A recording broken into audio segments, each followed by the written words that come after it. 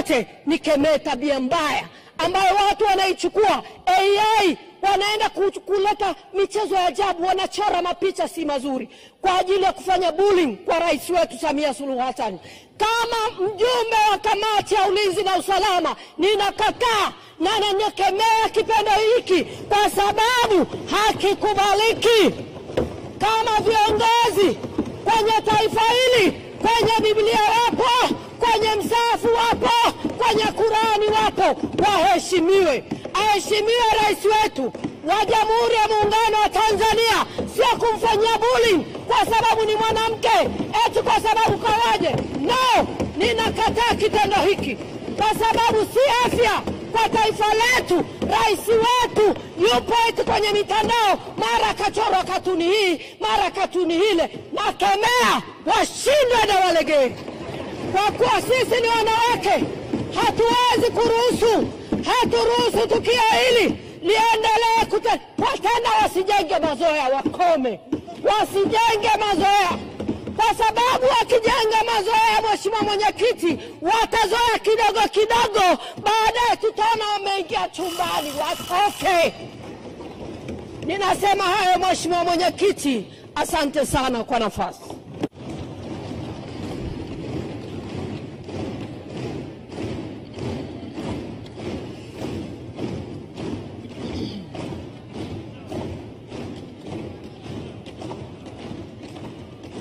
Asante sana Mheshimiwa Felisa Deogratias Njau kwa mchango wako mzuri sana. Tunaendelea na Mheshimiwa Tauhida Hassan Gallos. Mheshimiwa Boniface Mwita Geteri ajiandae. Asante Mheshimiwa Mwenyekiti kwa kunipatia fursa hii. Kwanza kabisa nianze kwa kumpongeza waziri, naibu waziri, katibu mkuu na IGP kwa kazi kubwa wanayoifanya kwa ajili ya taifa hili. Niwapongeze kwa mambo makubwa wanayoifanyia Tanzania. Nikupongeze Mheshimiwa waziri. Umekuwa waziri kati ya mawaziri, lakini kwa namna ya kipekee umekuwa waziri wa kiraka pale ambapo mama anaona sasa hapa ninakuhitaji. Lakini sio hilo tu, tutume salamu jimboni waturudishie, maana wewe ni rasilimali ya Tanzania. Mheshimiwa Mwenyekiti, pia niwashukuru na kuwapongeza makamishna wote, lakini kwa namna ya kipekee nimpongeze kamishna wetu Kombo kutoka Zanzibar kwa kazi kubwa anayoifanya, hususan pale alipotugusa ndipo sisi wanawake viongozi wa Zanzibar kutatua na kuondosha kuhangaika na swala la unyanyasaji kwa wanawake na watoto. Kamishna, tunakushukuru sana. Mheshimiwa Mwenyekiti, kwa namna ya kipekee nimpongeze na kumshukuru rais wangu mama yetu Samia, rais ambaye amekuwa rais wa mfano ndani ya nchi za Afrika. Mheshimiwa Mwenyekiti, tunapata tabu. Mheshimiwa Mwenyekiti, wa Tanzania tuna uvumilivu, lakini namna wanavyotuona uvumilivu tuliokuwa nao, jambo kubwa na la kupongeza, tunampongeza rais wetu kwa namna ya kipekee anavyotufundisha uvumilivu wa Tanzania. Mheshimiwa Mwenyekiti, uvumilivu wetu pia unaimarishwa na jeshi la polisi, namna wanavyoilinda Tanzania na namna wanavyofanya kazi ndani ya Tanzania, wanatufunza Watanzania kuwa watu wavumilivu. Mheshimiwa Mwenyekiti, muda mrefu sasa umepita, Watanzania tunavumilia na tunavumilia na tena. Lakini nafika wakati jeshi la polisi leo wabunge tumeamua kuwapongeza kwa kazi kubwa mnayoifanya. Hatuna sehemu ya kusema kwa sababu ukija kwenye kila sehemu mama amefanya vizuri na amelimarisha jeshi la polisi vizuri. Tunachokitaka kwenu, muende mkakomeshe vitendo vinavyoenda kufanywa ndani ya mitandao kumdhalilisha rais wetu. Muende mkaifanye kazi ya kuingia ndani ya mitandao kama mlivyofanya kazi ya kupambana na majambazi wanaotumia vyombo vya moto. Hawakukushindeni na walikuwa wanakuja na vyombo vya moto. Lakini tunataka sasa muingie kwenye mitandao. Kazi iliyokuweko kule, vitoto vidogo hata kunyonya havijamaliza kwa wazee wao. Kila mtu ana maneno na lugha anazungumza ambayo haistahili kuambiwa rais wetu. Rais wetu amekuwa akijitoa kwa ajili ya taifa hili kwa namna ya kipekee. Hakika Mungu alimuita kuwa rais. Tumwangalie kwa namna ya kipekee. Toka siku yake ya kwanza wakati inatunga mimba yake, Mwenyezi Mungu alijua kwamba anamtengeneza Rais Samia kuwa rais wa Tanzania. Alijua fika kwamba huyu ninamtengeneza kuwa rais. Ndio maana akawa na roho ya uvumilivu ambayo hata sisi viongozi tuliokuweko humu tusingeweza kuvumilia.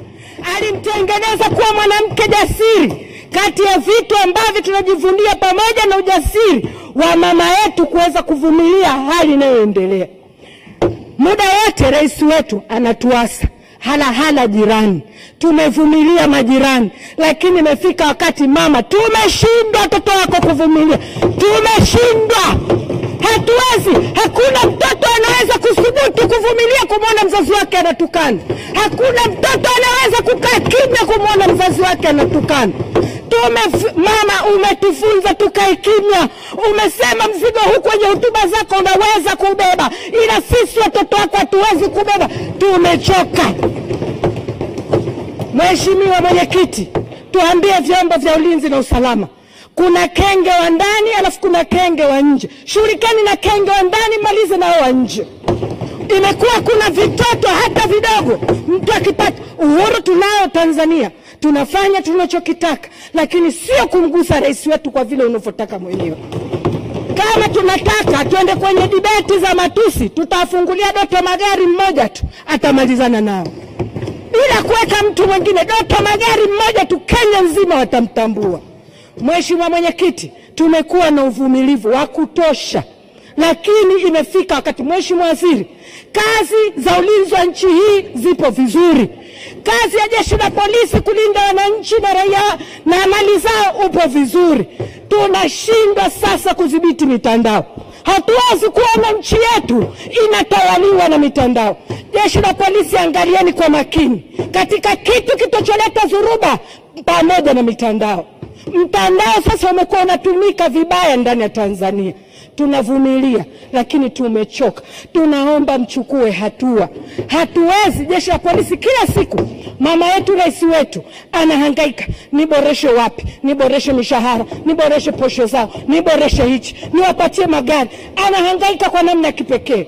Tumlipeni kitu kidogo tu. Kumlinda yeye ni jukumu letu sisi. Jukumu lenu nyinyi kama jeshi la polisi, jukumu letu sisi wabunge, lakini jukumu la Watanzania. Sasa ni muda wa kumlinda rais wetu. Ni muda wa kulilinda taifa letu kupitia rais wetu. Amevumilia, lakini naye binadamu anachoka. Lakini tabia ya mama, hawezi kusema kwa watoto wake kama anachoka. Siku zote mama hawezi kuona watoto wake wanalala njaa. Yuko tayari kubeba jembe kulima ila watoto wale na kushiba. Mheshimiwa Mwenyekiti, kwenye masuala ya mitandao kuna mambo mengi. Na hili swala la mitandao, Mheshimiwa Waziri, nategemea nilishawahi kuzungumza nawe si mara moja, si mara mbili. Na nashukuru kuna baadhi ya vitu unaviona unavichukulia hatua. Swala la mitandao limekuwa tishio ndani ya Tanzania. Kuna na wengine huwa wanaiga, wamo ndani ya Tanzania lakini wanataka kuiga ambavyo vitu sio vya utamaduni wetu. Kati ya kitu kimoja mama yetu Samia anachokilinda kwa nguvu zake zote, pamoja na kulinda utamaduni wa Mtanzania, analinda amani ya Mtanzania. Nguvu pekee ya kumpa kusimama sisi kama bunge, kusimama sisi kama Watanzania, kuhakikisha kwamba tunamwambia mama, songa mbele, tuko na wewe. Tunahakikisha hakuna siku mama yetu atakayotetereka. Lakini niseme kuna swala zima la wananchi wa Tanzania wanapopata fursa kwenda nchi za nje kufanya kazi. Ni fursa ile ya kipekee, na naomba serikali yangu, Mheshimiwa Waziri, wasizuiliwe, lakini kuwe na ufuatiliaji wa kina, hususan kwa watoto wanawake wanaokwenda mbali ya nchi ya Tanzania kwenda kupambana na maisha yao. Kuwe na fursa. Naomba idara ya uhamiaji, hebu shughulikieni na hawa mapaparazi wanaochukua wadogo zetu na ndugu zetu wa kike kuwapeleka huko. Baadaye taarifa zao zinakuwa si nzuri. Hakikisheni mtoto yetu wa Kitanzania anapoondoka hapa, mumjue nani kamuondosha, wapi anakwenda. Na ule mfumo wa kufika kule, kunyang'anywa pasipoti zao, kunyang'anywa simu zao, kukosa uhuru na haki ya kibinadamu, sio sawa. Naomba kama viongozi tulishughulikie. Mheshimiwa Waziri, kati ya jambo ambalo sisi kama Tanzania kwa sasa wanotusumbua katika nchi hii, ukiacha swala la mitandao ambalo linatusumbua, basi na swala la ndugu zetu wa kike wanaenda kujitafutia riski nchi mbali wanapoenda kula wanafika wakanyanyasika. Mheshimiwa Waziri, umekuwa ukifanya kazi kubwa ndani ya serikali, umekuwa ukifanya mambo mengi ndani ya serikali, lakini kuna watoto sasa hivi ndani ya Tanzania pia wanaiga. Sio utamaduni wetu, sio utamaduni wetu. Shughulika na hili jambo. Wanaamua kujirekodi, kuweka zihaka, kusema maneno mabovu juu ya serikali, kusema maneno mabaya juu ya rais wetu. Hatuwezi kushughulishwa na kenge wa ndani ya bwawa tulilitengeneza wenyewe. Mheshimiwa Waziri, leo nadhani umeona wabunge wote wamekuja. Letu kubwa wizara ni kuipongeza, ila tunataka mapambano dhidi ya mitandao iongezeke kama mlivyoongeza nguvu kwenye masuala ya ujambazi, ubakaji, na huku kwenye swala la matusi, hususani pale bora mtu akae atutukane sisi wabunge, lakini sio kumgusa rais. Sio kumgusa rais. Amebeba mzigo mkubwa, ameibeba Tanzania kwa mzigo mkubwa na kwa wakati ambao hakutarajia. Mama kwa ujasiri wake ametuvusha. Mama kwa ujasiri wake amepeleka Tanzania hapa ilipo. Tunajua hakuna mwanamume rais anakubali kuona kwamba kashindwa na mwanamke. Namna mama yetu anavyofanya kazi, kuna mataifa, kuna wanaume wanamwonea choyo, kuna wanaume wanamwonea wivu, lakini tunawaambia watulie. Hiyo ndo namna ya mwanamke anavyofanya kazi, na huo ndo ujasiri wa mwanamke anavyofanya kazi. Niseme, Mheshimiwa Mwenyekiti, naunga mkono bajeti hii ipite. Mheshimiwa Mwenyekiti, ninaiunga mkono 100%. Asante kwa hayo machache.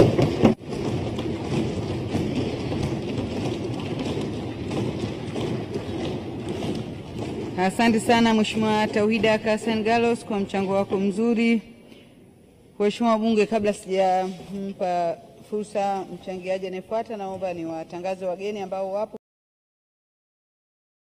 Wageni waliokaa jukwaa la Mheshimiwa Spika ni wageni wa Mheshimiwa Daniel Baran Silo, mbunge na naibu waziri wa mambo ya ndani ya nchi, ambao ni ndugu Joachim Leons Mneki kutoka mkoa wa Manyara.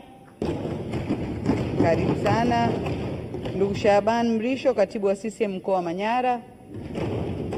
Karibu sana. Wageni wengine ni wageni wa waheshimiwa wabunge. Kuna wageni wa Mheshimiwa Innocent Luga Bashungwa, mbunge na waziri wa mambo ya ndani. Ni wakurugenzi, wakuu wa vitengo na maafisa kutoka Wizara ya Mambo ya Ndani ya nchi na taasisi zake,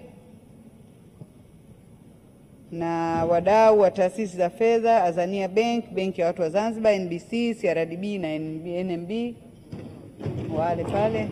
Karibuni sana. Kuna wajumbe wa kamati ya siasa kutoka mkoa wa Kagera. Karibuni sana. Pia kuna kamati ya siasa ya halmashauri kuu ya CCM wilaya ya Karagwe ikiongozwa na mwenyekiti ndugu Pascal Rwamgata. Karibuni sana wajumbe hao kutoka huko mkoa wa Kagera. Tuna pia viongozi wa Chama cha Mapinduzi na madiwani wa wilaya ya Karagwe ikiongozwa na mwenyekiti wa halmashauri Mheshimiwa Walek Mashanda. Karibuni sana.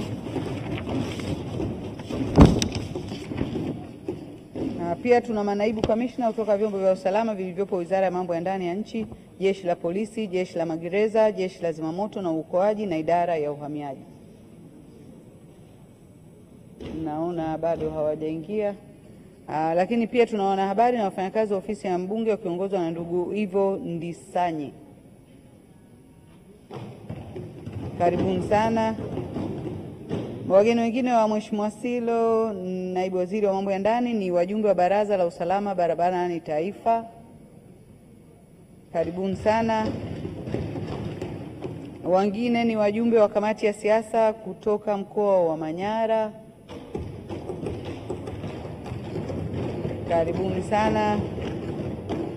Wajumbe wa kamati ya siasa wilaya Babati vijijini. Karibuni sana. Na pia ana wajumbe wa Secretariat ya Chama cha Mapinduzi mkoa wa Manyara. Karibuni sana wageni hao kutoka Manyara.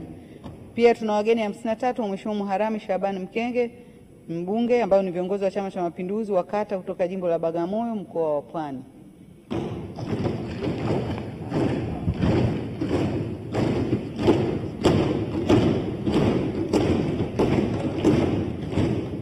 Karibuni sana wageni wetu kutoka huko Bagamoyo. Tuna wageni pia ambao wametembelea bunge leo hii kwa ajili ya mafunzo, wanafunzi 50 na walimu 8 wa shule ya awali na msingi ya Mikai ya jijini Dodoma. Karibuni sana wanafunzi wetu kutoka hapa Dodoma. Pia tuna wanakwaya 29 kutoka kwaya ya Upendo KKT Azania Front ya jijini Dar es Salaam. Karibuni sana wanakwaya wetu. Mheshimiwa wabunge, tunaendelea na Mheshimiwa Boniface Mwitagitere. Mheshimiwa Elibariki Emmanuel King ajiandae. Mheshimiwa Mwenyekiti, nakushukuru kwa kunipa nafasi na mimi ya kuchangia hii wizara muhimu sana katika nchi yetu. Mheshimiwa Mwenyekiti, la kwanza nimshukuru na nimpongeze Waziri wa Mambo ya Ndani ndugu yetu Bashungwa, anaitwa ni klaka wa mama, anapewa kila eneo lenye matatizo anapeleka na maliza. Ni mtu mahiri sana, lakini mmoja wapo waziri wa staarabu sana katika nchi yetu. Na kupongeza kwa kazi nzuri. Mpongeze wa naibu wake Siro, mchapakazi, ametoka kwenye budget, ameshika vizuri wizara na kusaidia. Katibu mkuu wa wizara, IGP Wambura anatoka kwenye mkoa wa Mara, ametuheshimisha sana watu wa mkoa wa Mara. Anafanya kazi nzuri, maana yake ni kwamba akistaafu mama tena ataona mkoa wa Mara unastahili tena kupata mtu wa aina hiyo. Ametuheshimisha sana, namshukuru sana. Lakini kuna mama yetu yule anafanya kazi nzuri sana yule wahamiaji. Sasa sijui yule ataendelea kuwepo, maana yule naona umeongeza hata mikataba. Kama mikataba yake imeisha, niongezeni tu. Anafanya kazi vizuri, msikivu sana yule mama. Anafanya kazi nzuri sana. Lakini watendaji wote wa wizara, mapolisi wote wa wizara wanaofanya kazi, makamishna wote wanafanya kazi nzuri sana. Ndugu zangu wabunge, tukubaliane. Kuna nchi duniani hazina vyombo vya ndani, hazina mapolisi. Zipo nchi duniani. Lakini kwa nchi za Kiafrika kama si Tanzania, polisi wakikosekana hata dakika moja, wote mtakuwa mko ndani. Mtajifungia na mali zenu zote zitaenda. Kwa hiyo mapolisi ni watu muhimu sana katika nchi yetu. Na mimi niombe waziri, tuangalie maslahi ya mapolisi. Tuangalie maslahi yao. Tuangalie wapi tunakwama katika kuwalipa vizuri mapolisi. Wanafanya kazi usiku na mchana. Vyombo vya usalama vyote tuangalie. Tuangalie polisi, wanasema hamna wingi wa polisi. Polisi. Tuangalie namna gani tunawasaidia kupata uwezo wa kuendesha shughuli zao. Nimshukuru Rais kwa kuwapa magari 218. Lakini pikipiki 105. Amefanya kazi nzuri sana kuwapa. Ili tuweze kujenga usalama wa kutosha kwenye nchi yetu, lazima polisi na vyombo vingine vya usalama vipate usafiri na vipate maslahi ya kuwatosha ili wapunguze ghadhabu zao katika maisha yao ya nyumbani.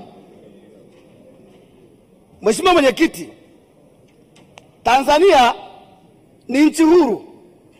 Na sio huru tu, katika mataifa mengi ya Afrika, sijui kama kuna mengine. Sisi ndio Jamhuri ya Muungano wa Tanzania. Taifa letu ndio linaitwa Jamhuri ya Muungano wa Tanzania. Ni nchi huru. Inahitaji amani, inahitaji usalama, inahitaji ulinzi wake wa kutosha, inahitaji kujilinda yenyewe. Ina utamaduni tofauti, ina siasa tofauti, ina watu tofauti. Tanzania ndio kipekee huko nyuma mpaka leo nadhani. Ulikuwa ukienda Dar es Salaam mpaka uende kwa balozi ndio uende wakujua kama umetokea wapi. Balozi wa nyumba 10 kwa nchi yetu analinda mtu. Hakuna nchi nyingine ya kufanya hivi. Kwa sisi ni nchi pekee ambayo inaweza kufanya kazi zake kwa kujilinda. Tulikuwa tunaongea hapa na wenzangu, tumeona chombo muhimu sana duniani, CNN, kutoka Marekani. Kinasema Rais Samia hapingi wanaharakati. anapinga kuingiliwa na wanaharakati. Hapingi wanaharakati. Amesema anapinga upotoshaji na kuingiliwa kwa wanaharakati. Kwa hiyo lazima kila nchi iwe na uwezo wake. Kwa sababu gani? Sisi tuna wanaharakati wa ndani, wafanye wanaharakati wao. Lakini sio tupokee wanaharakati kutoka maeneo mengine waje kuingia kwenye nchi yetu. Hapana. Hiyo Bashungwa na IGP Wambura kazi hiyo muifanye iende vizuri. Mheshimiwa Mwenyekiti, nilikuwa naangalia hapa ripoti mbalimbali. Nimeangalia ripoti ya Global Peace Index ya 2024. Ile ripoti ya amani inasema dunia ya leo imepata misukosuko ya migogoro na ghasia, na watu wengi wanakufa kwa ajili ya migogoro na hizo ghasia duniani. Ripoti inasema dunia jipange kujilinda usalama wake katika nchi yake. Ijilinde usalama. Kwa hiyo ripoti imesema wazi 2024. Sasa ni nini kinafanyika? Rais wetu wa Jamhuri ya Muungano wa Tanzania lazima alinde usalama wa nchi yetu. Na pengine wanasikia maneno tu wasema rais mpore, rais mpore. Hakuna rais aliyewahi kutokea kwa mpore. Haipo. Ndio maana anaitwa Amiri Jeshi Mkuu. Amiri Jeshi Mkuu maana yake ni kwamba jeshi halifuati sheria, linafuata amri. Sasa huwezi kuwa Amiri Jeshi Mkuu alafu kama mpore. Haiwezekani. Kwa hiyo kwa vyovyote vile rais ni system. Mama Samia ni jina la mtu. Kwa hiyo tunaposema Mama Samia ni rais wa nchi, maana yake anafuata ni Amiri Jeshi Mkuu wa jeshi. Pale ambapo nchi yake inaingiliwa anakuwa tofauti. Na niwaambie wabunge, sio kama mnamtazama mama, siku zote ukimwona mama inaonekana usalama wa nchi unayumba, utamwona machoni. Anabadilika kabisa. Anakuambia, ukisikia mama anasema hii hapana, unajua amefika mwisho. Kwa hiyo rais analinda usalama wa nchi yetu. Lakini nimeona ripoti ya nchi, nimeona ripoti ya index ya Global Peace Index imeonyesha kwamba kuna nchi 10 zaidi Afrika zenye amani zaidi. Nchi 10 amestaja. Nchi ya kwanza imetaja Mauritius, imekuja Madagascar, imekuja Botswana, imekuja Ghana, imekuja Zambia, imekuja Namibia, imekuja Tanzania, imekuja Sierra Leone, imekuja Liberia, imekuja Angola. Haya, mama anaposema, rais wetu anaposema nchi yetu ni nchi pekee ya kimbilio la Afrika Mashariki, unakataa nini? Wewe unakataa nini? Ripoti imesema katika nchi zilizotajwa hapa, nchi za Afrika Mashariki ni Tanzania pekee yake. Na ni ya 7. Kwa hiyo sisi tulikuwa kwanza tunaenda hivi, tuende mwishoni tutakwenda kuanguka kama tutalinda nchi yetu. Kwa niwaombe kwamba katika nchi yetu lazima tulinde amani yetu. Tumekuwa uhuru wetu tulipata tofauti. Ni moja ya nchi zilipata uhuru wake, uhuru tuliopata ulikuwa ni uhuru wa amani. Hatukutoa damu. Tulipata uhuru wa damu. Mimi nimetazama clip nyingi sana. Niwashukuru sana wale viongozi wa Kenya na wananchi wa Kenya waliopinga hatua za wale watu wanataka kuja kutuingilia hapa. Wamepinga sana. Nimeona wananchi wanapinga, nimeona viongozi wanapinga. Tunawashukuru sana. Lakini tunawalani wale wanaoandika rais vibaya. Wale wanatukana rais wetu. Tunawalani sana. Lakini Kenya ni nchi yetu. Sisi tuko pamoja, tunapendana, tunafanya biashara, tuishi pamoja. Na ndio ombe marais wasiingilie hivyo vitu vya watu wahuni hawa wanakuja tuvuruga na wenyewe tukaingia kwenye uhuni hapa. Wakubaliane kwamba wale wote ambao wanatenda nje ya sheria wakamatwe katika nchi zao. Kwa sababu siasa za Kenya sio siasa za Tanzania.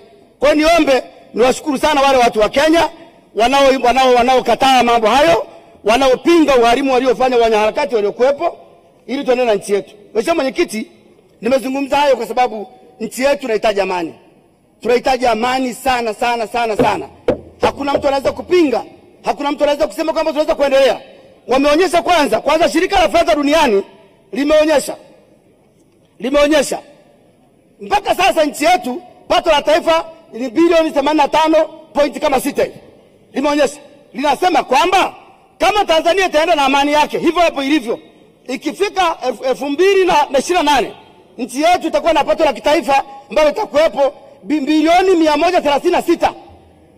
Sasa kama hatuwezi kulinda mikakati yetu ya kimaendeleo, hatuwezi kulinda miradi ambayo tunayo ya mikakati, hatuwezi kufikia hilo pato.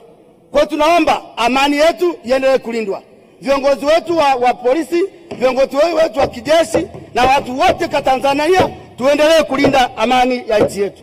Lakini pia niombe serikali ya CCM, huko tunakokwenda tuanze kufanya vetting. Tuanze kufanya vetting ya watu wanaoingia madarakani. Hata sisi wabunge tufanywe vetting. Hii habari ya kuandaa watu na kuwapa madaraka alafu katikati hapa anaanza kutukana serikali, hapana, tufanye vetting. Wazalendo wa nchi hii waendelee kupewa vyeo. Wale wahuni wakae pembeni. Nakushukuru sana, naunga mkono wote. Asante sana Mheshimiwa Boniface Mwita-Getere. Nimtaja Mheshimiwa Elbarik Emmanuel King. Mheshimiwa Mwenyekiti, nakushukuru sana kwa kunipa nafasi ya kuchangia. Kwanza kabisa nianze kwa kumpongeza sana kaka yangu Bashungwa, waziri wetu wa ulinzi wa mambo ya ndani na naibu wake. Ninawapongeza sana. Ninyi ni watu makini, watu wanyenyekevu sana. Ninampongeza rais wetu kwa kuona kwamba mnaweza mkamsaidia katika kuhakikisha kwamba mnasimamia wizara yetu ya mambo ya ndani. Hongereni sana kaka zangu, hongereni sana. Mheshimiwa Mwenyekiti,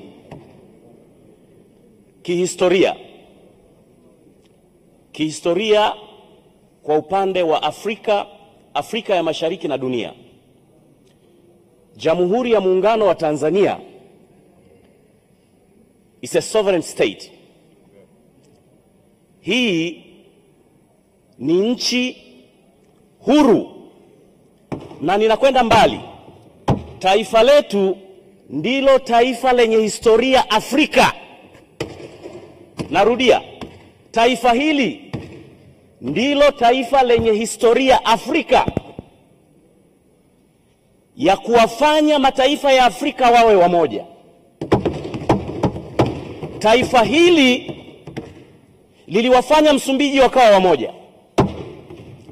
Taifa hili liliwafanya Zambia wakawa wamoja. Kama mnasoma historia, taifa hili liliwafanya Namibia wakawa wamoja. Taifa hili liliwafanya South Africa wakawa wamoja. Taifa hili limewafanya Komoro na Seychelles na nchi zingine kuwa wamoja. Taifa hili lilirudisha stability na umoja Uganda. Taifa hili hata hao Kenya, baadhi ya wanaharakati wanaojaribu kufikiri kwamba hili taifa ni la hovyo, walipoanza kuchinjana miaka michache iliyopita, ni taifa hili lilikwenda Kenya likarudisha umoja, amani na mshikamano. Ninaomba nimnukuu baba wa taifa hayati Julius Kambarage Nyerere, baba wa taifa letu, kiongozi aliyekuwa amepewa karama na Mungu ya kuliunganisha Afrika na kuiunganisha Tanzania.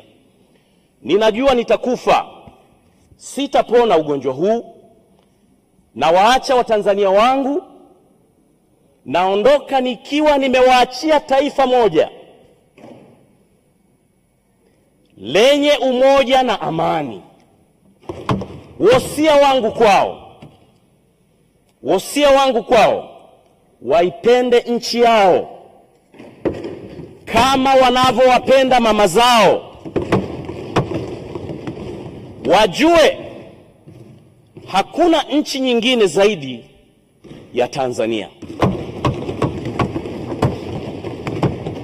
Haya maneno aliyatamka baba wa taifa akiwa kitandani hospitalini London.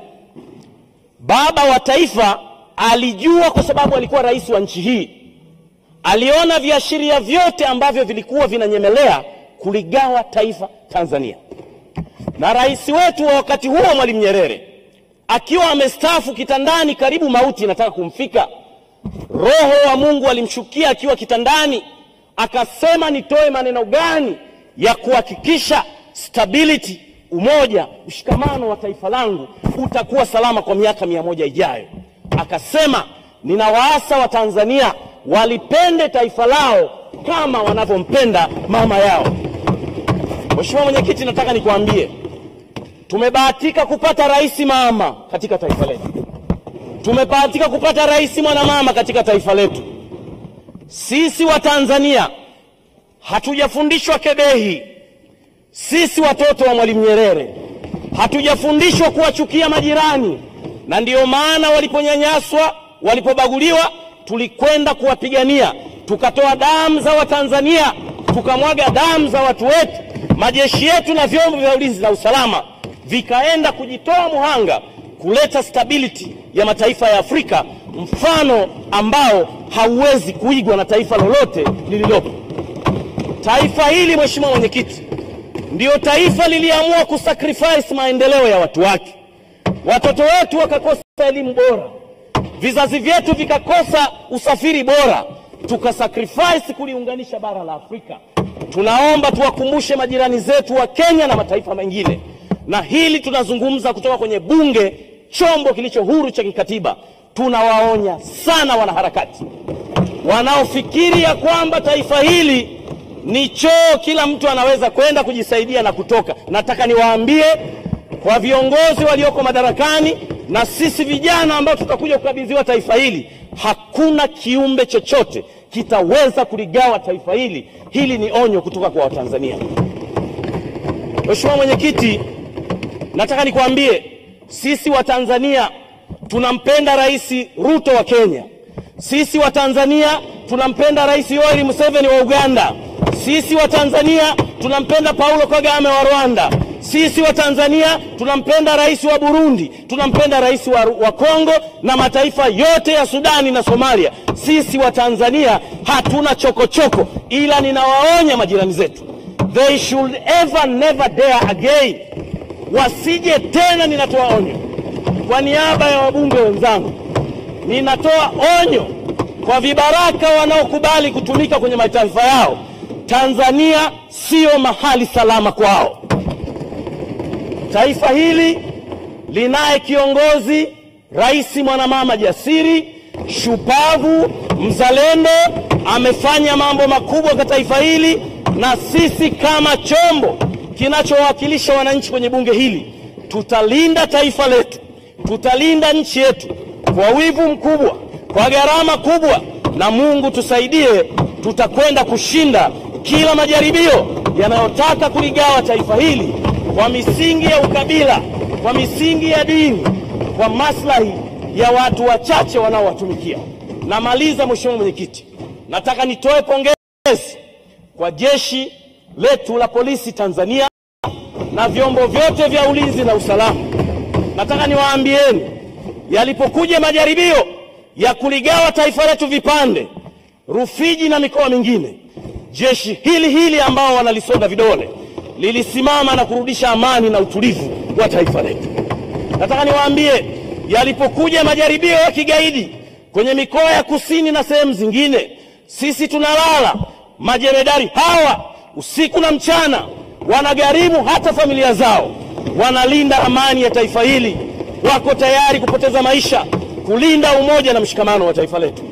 IGP Wambura, popote ulipo, wewe na makamanda wako na makaza wako, nataka nikuambie usitishwe. Bunge la Jamhuri ya Muungano wa Tanzania liko na wewe, liko na askari wetu. Na rais wangu, popote pale ulipo, ukipata ujumbe, kusikia ujumbe wangu, ninakuomba mwakani uchumi ukikaa vizuri, pandisha mishahara ya watu wetu hawa, maserikali hawa, vinara hawa wanaolilinda taifa letu kwa kazi kubwa wanayoifanya.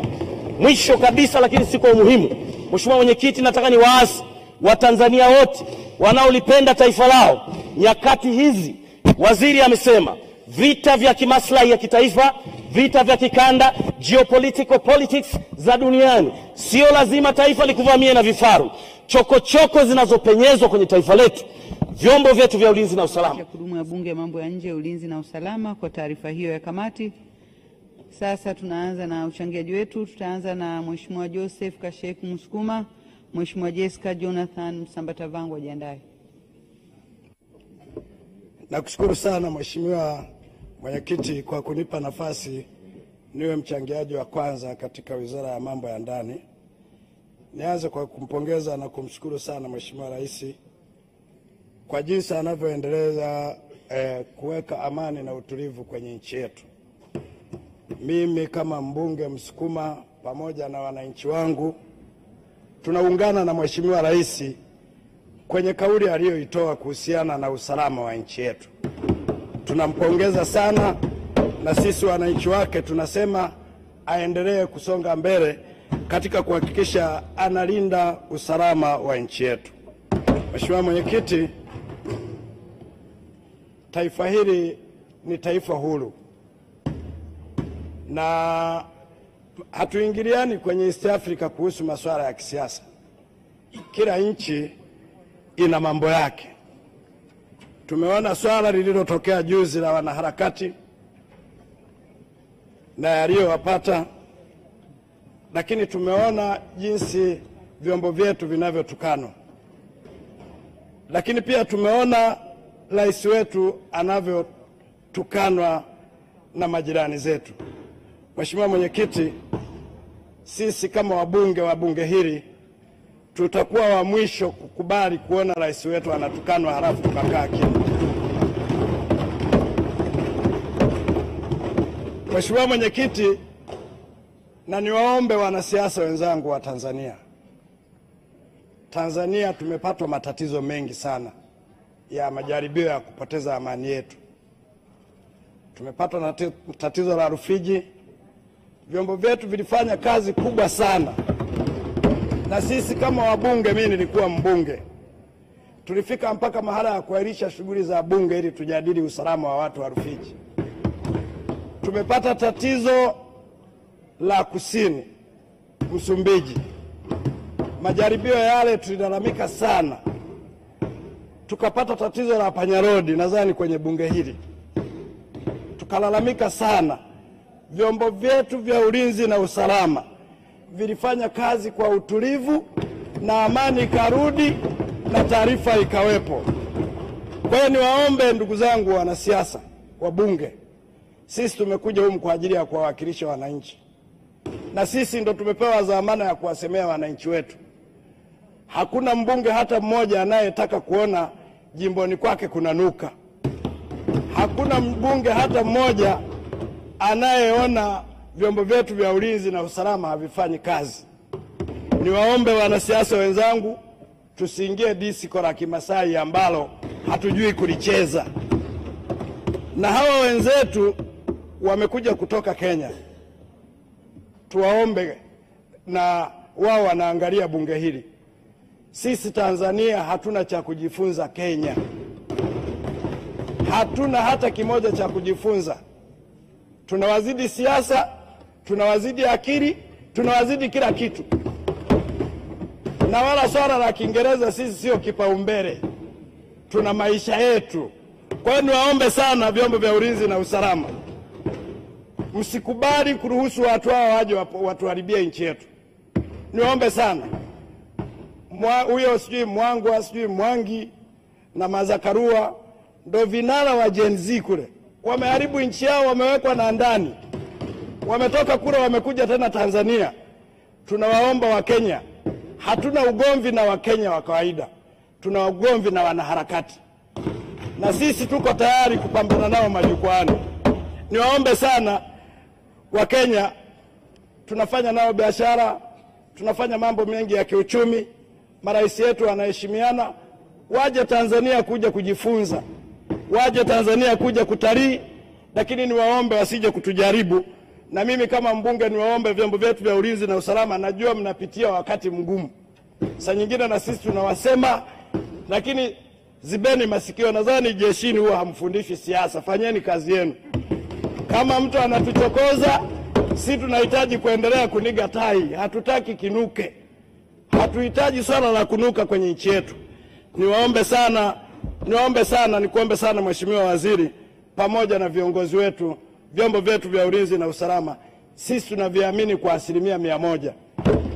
Haya ni majaribu na yatapita. Endeleeni kufanya kazi. Endeleeni kufanya kazi. Na nimemsikia mwanasiasa mmoja mwenzetu, rafiki yangu, amepiga akaingilia mpaka na maamuzi ya rais. Jamani, tulikuwa na awamu ya 5 humu ndani. Mimi nilikuwa mbunge. Mwamba marehemu. Hakuna mtu alinyanyua mdomo. hakuna mikutano, na hata hiyo press ungepiga jioni ungekuwa nao jamaa. Sasa tusimwone mama mpore tukatumia hii nafasi kumwingilia mpaka na maamuzi yake. Sisi wote tumeapa kulinda katiba. Rais wetu amelinda kuapa katiba na kulinda usalama wa nchi yetu. Aachiwe nafasi afanye kazi. Haya majaribu mnayofanya, Samia tunaye na tunatamba naye mpaka 30. Kwa hiyo niwaombe ndugu zangu wanasiasa, swala la usalama tusilifanye la majaribio. Tuliguswa tuna panya road nyewe watu wa Dar es Salaam humu ndani. Mlipiga kelele, hey! Sasa kimeanza kidogo kidogo hiki tukikiacha. Mheshimiwa Mwenyekiti, kule Kenya wakati wa utawala wa Uhuru watu walikuwa wakipotea hivi, kabla ya kufanya uchunguzi vinasingiziwa vyombo vya ulinzi na usalama. Wakabagaza vyombo vyao vikadhalilika, matokeo yake vyombo vimefanya uchunguzi vikaenda kukumbana na Shakahora, watu 200 wamefukiwa na mtu. Lakini mmeshatukana vyombo vyenu, mnawakatisha watu tamaa. I say, kwa sababu leo tuko wote humu na mimi hii ndo nafasi yangu kwa ajili ya kuwakilisha wananchi wangu. Niwaombe vyombo vya usalama, hata mimi nikikosea nitie ndani ili wengine wasalimike. Lazima mfanye kazi yenu, tusiwaingilie. Hata wanasiasa naona kama labda joto limeanza. Mimi nilikuwa naangalia hata ile clip, nikawa namwangalia mdogo wangu Gwajima hapa, askofu. Labda kuna joto jimboni, maana ile press mimi sikuielewa. Na niwaombe wanasiasa, tunaporudi kwenda kuchaguliwa, tukisimama majukwani, tuahidi vitu tunavyoviweza. Mkiahidi vitu vikubwa ambavyo haviwezekani, matokeo yake mwishoni mnaanza kutafuta huruma ya wananchi. Mimi nakaa Mikocheni. Tunasubiri kwenda Japani kwa Gwajima. Alituahidi kwenda Japani, tunamsubiri atupeleke Japani. Alisema anatupeleka Japani na Ujerumani tukabadilishana uzoefu. Na mimi niliandika jina, ni mwananchi wako wa Mikocheni, tunakusubiri utupeleke. Kwa hiyo tusilete pressure za majimbo tukaanza kuingilia mamlaka. Rais ana nafasi ya kumtengua yoyote na kumweka mtu yoyote. Tusitumie uporo wa Mama Samia kuanza kuingilia mpaka state kwenda kupanga na kupangua. Hapana. Wananchi wetu kule wanatushangaa. Mimi Mheshimiwa Mwenyekiti, jana nimepokea zaidi ya simu 200. Wanasema kesho mambo ya ndani. Hatutaki kusikiliza chochote, hata kituo cha polisi usiombe. Hata gari usiombe. Watie moyo polisi, watie moyo vyombo vya ulinzi na usalama. Tunataka kuishi kwa amani.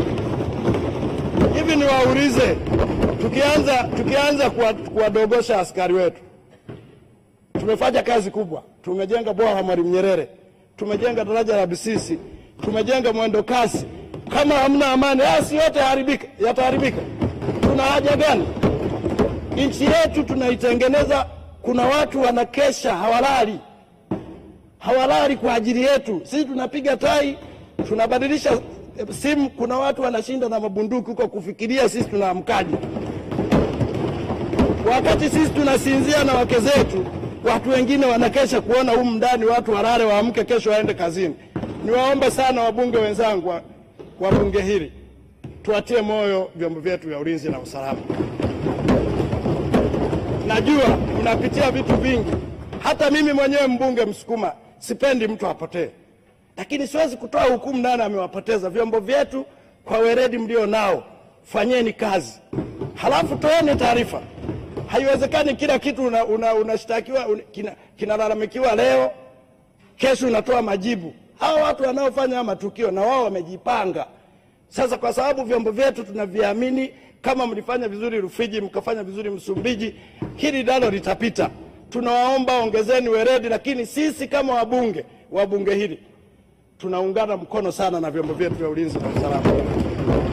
Rafiki yangu Camillus Wambura IGP, wala usirudi nyuma. Pengine watu wanakupima kwa kaumbo kako, lakini sisi na Mheshimiwa Rais tunaamini kwamba tuko mikono salama. Vyombo vyote, kamanda wa migration, tena mimi nilishangaa mliwarudisha wa nini? Mngewaingiza ndani tuwapeleke na kulima, inawezekana kule Kenya hakuna mashamba. Lindeni mipaka yetu, watu waingie humu kwa vibali. Kama amekuja kufanya biashara halipie kibali cha biashara. Huwezi kuja kutembea halafu kaanza kwenda kuminia mahakamani na kutoa press. Hili ni taifa huru, wasituingilie na taifa letu.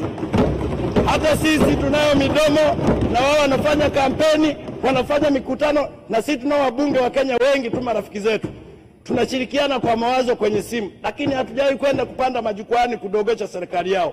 Niwaombe sana, jeshi letu ni la weledi kwa kweli. Niangalia, hata ukiangalia wao wanasema wameendelea. Hivi unaendelea watu kila siku rais anapewa majina. Sasa hivi sio anaitwa Heri Chapo, sijui mara Kasongo, kila siku mara anapondo viatu kwenye msafara. Tunataka tuwe na jeshi la design hiyo? Hapana, jeshi letu tunataka muendelee na mwendo mdundo ule ule. Mtu yoyote anayeingia Tanzania ajue ukileta mchezo, Wambura yuko kazini na wenzie. Utanyea kwenye debe au utakula rungu. Hii ni haki yetu. Lazima tuilinde nchi yetu kwa wizi mkubwa. Mheshimiwa Mwenyekiti, mimi nilienda China siku moja. Nikakodisha taxi. Sasa nikawa nabishana na mkarimani wangu, mimi Kiingereza sikijui. Wakati tunabishana nikawa nasema mbona sioni wa China wakizungumza kuhusu rais wao, kuzungumza. Yule dereva taxi alishika breki karibu tuumane meno mle ndani. Akasema, nyinyi mmekuja kwa ajili ya biashara au mmekuja kwa ajili ya kumsema rais wetu? Akatuambia, mimi hata nilizowabeba msinilipe, akatuache kituoni. Sasa niwaombe, hii ndio system tunataka kwenda nayo kwenye nchi. Tumwache rais afanye kazi. Rais anakaa kila siku anachorwa, anafanya hivi. Niwaombe vyombo vya ulinzi na usalama, tumepitisha sheria humu. Hata kumchora rais wetu, kumtukana rais wetu ni kukamata, kwa sababu tulikubaliana humu ndani bungeni. Tumetunga sheria alafu tunaiogopa wenyewe. Watu wakianza sheria ya usalama wa taifa tumetunga humu, sheria ya polisi, sheria ya mitandao tumetunga humu. Ikianza kutekelezwa tena tunarudi nyuma kukaa majukwani. Hapana. Anayeumia na hizi sheria halete hoja humu bungeni, atuambie kama yeye anataka kinuke ama watu wafanye kazi yao. Nakushukuru sana Mheshimiwa Mwenyekiti, asante sana.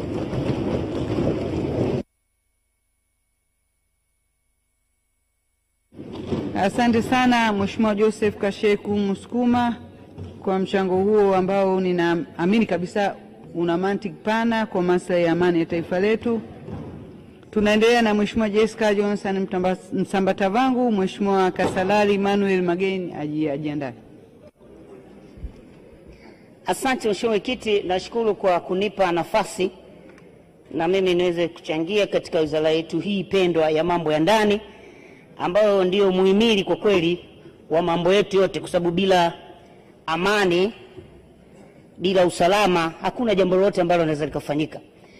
Mheshimiwa Mwenyekiti, nimshukuru mbunge mwenzangu ambaye amemaliza, ametengeneza roadmap nzuri sana. Na jambo la kwanza anasema tuwatie moyo vyombo vyetu vya ulinzi na usalama. Na mimi niseme tunaanza kumtia moyo Amiri Jeshi Mkuu.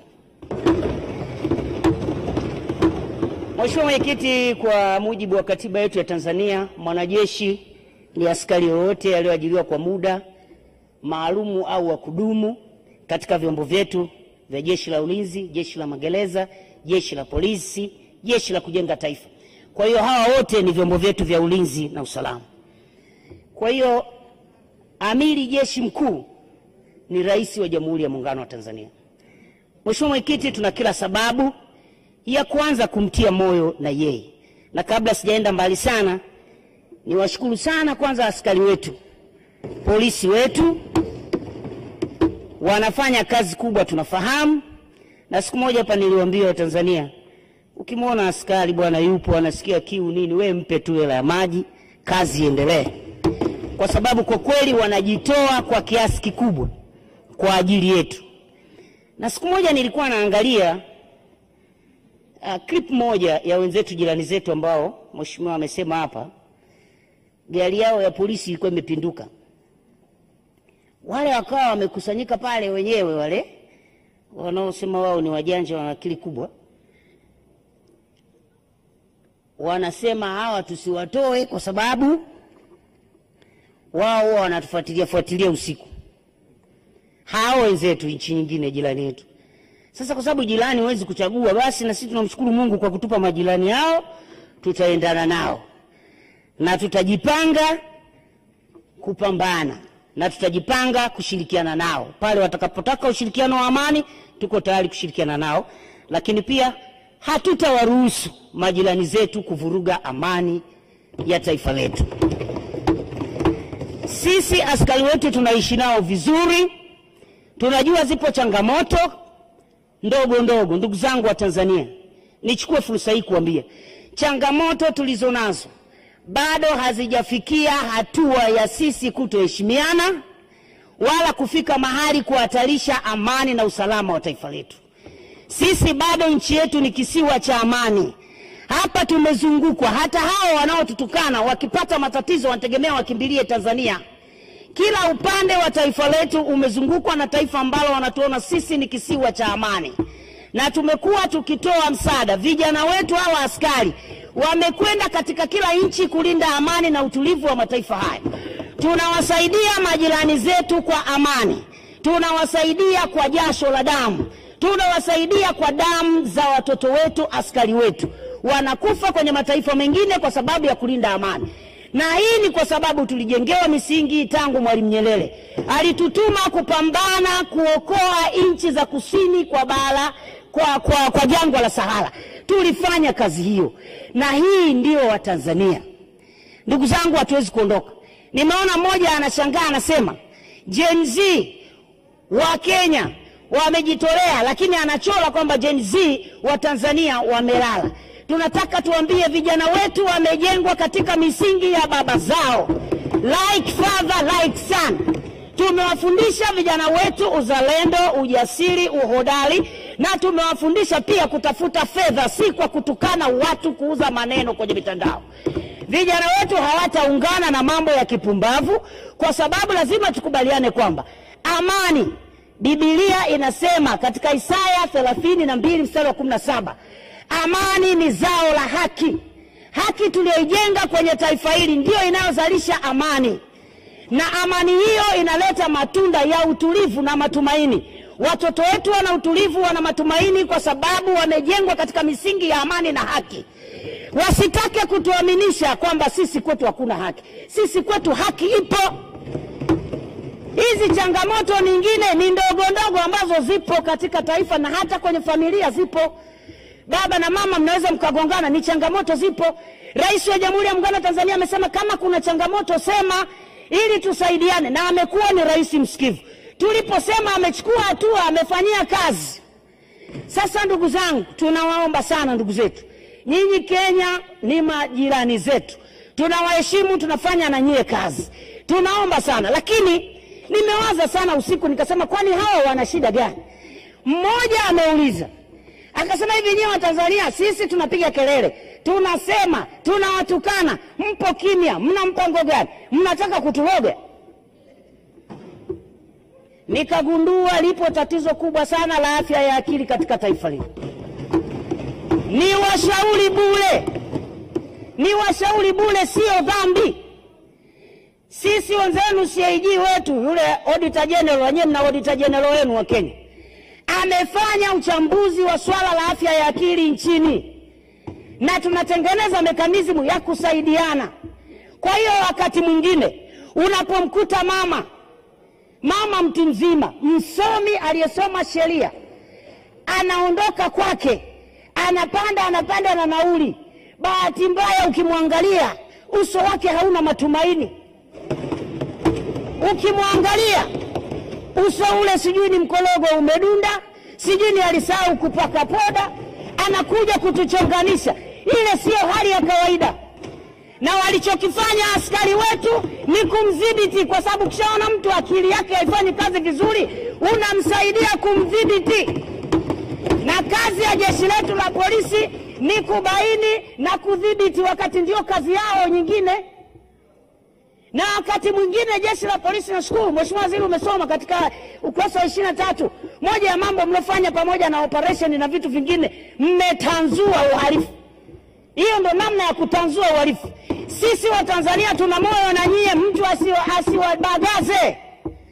Tungeshangaa sana watu wanakuja hapa wanaanzisha mambo yao ya maandamano, wametoka nchi nyingine, wanavuruga vijana wetu, wanakuja kuzuia utulivu wa utendaji wa mahakama, chombo kinachotoa haki katika taifa letu.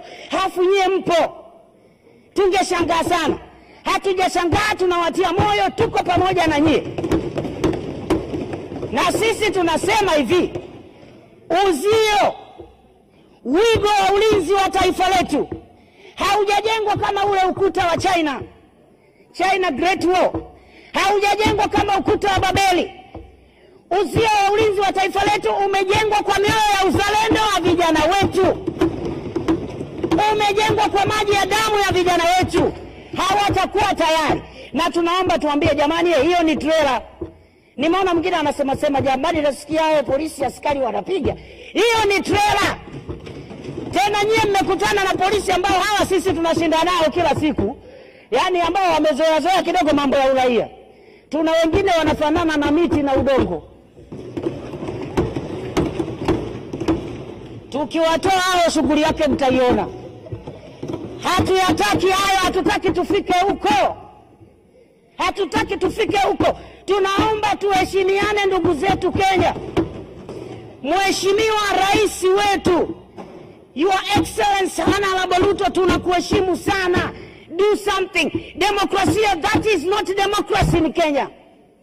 Hiyo ni vurugu. Na sisi kama jirani zenu tunasikitika.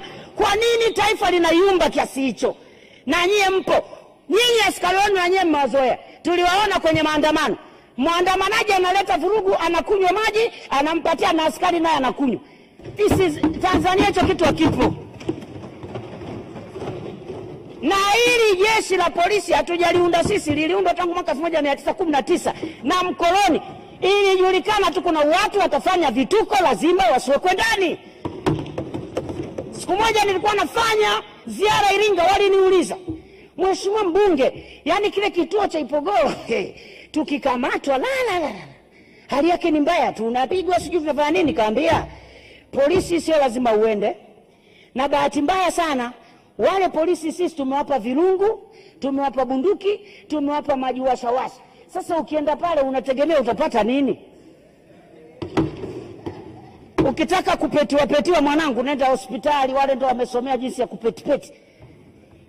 Kwa hiyo ndugu zangu, tunaomba tuambie, sisi Tanzania tunasikitika sana. Lakini nikutie moyo rais wangu Mama Samia. Huo ndio upande wa pili wa shilingi wa kuwa amiri jeshi mkuu na kuwa rais. Sisi wenyewe tumetulia, lakini wanatoka watu wengine wanakubagaza. Lakini wanajua upo. Kwa sababu kama hawajui, milio ya nini? Huku Tanzania watu nasema ukiona manyoya kashaliwa, ukiona mlio kapigwa. Sasa tunawaomba sana, sisi tutaendelea kulinda amani na utulivu wa taifa letu, na hatutokuwa tayari. Ndugu zangu wa Tanzania, vijana wangu, tunashukuru tuna vijana wa kiume wanaoandamana, wanatafuta kiki, sio kwenye maandamano. Wanatafuta kiki kufanya kazi, wanatafuta kiki kwenye kilimo, wanatafuta kiki wako na bodaboda na bajaji, wanatafuta maisha, wanatafuta kiki wako na malori usiku na mchana, wanatafuta kiki wako kazini. Hawawezi kutafuta kiki kwa vijana wenu wanaokaa kwenye mitandao wanatukana watu. Na lazima mliangalie upya. Mimi niwaombe viongozi, tunawashukuru viongozi wa Kenya, tunawashukuru baadhi ya wananchi wa Kenya, wameongea wao wenyewe, wametoa majibu wao wenyewe. Lakini lazima mfanye kitu. Hatuwezi kuwa na majirani wa